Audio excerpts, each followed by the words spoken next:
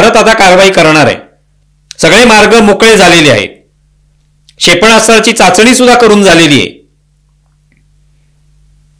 सगळी तिन्ही सैन्य दलं जी आहेत ती सज्ज आहेत. त्या दृष्टीने 5 निर्णय सुद्धा घेण्यात आले. ते अर्थात ती पहिली स्टेप होती, पहिलं पाऊल होतं की सिंधू जल करार जो आहे तो स्थगित करण्यात आला. त्यामुळे पाकिस्तानचं नाक दाबण्यात आलं. दुसरीकडे त्यांचे पाकिस्तानचे जे नागरिक इथे आलेले आहेत त्यांचे व्हिसा रद्द करून त्यांना पाठवून दिलं. नवीन प्रवेश बंदी केलेली आहे. त्यासोबत अट्टारी वाघा ही जी बॉर्डर आहे ती बंद केलेली आहे.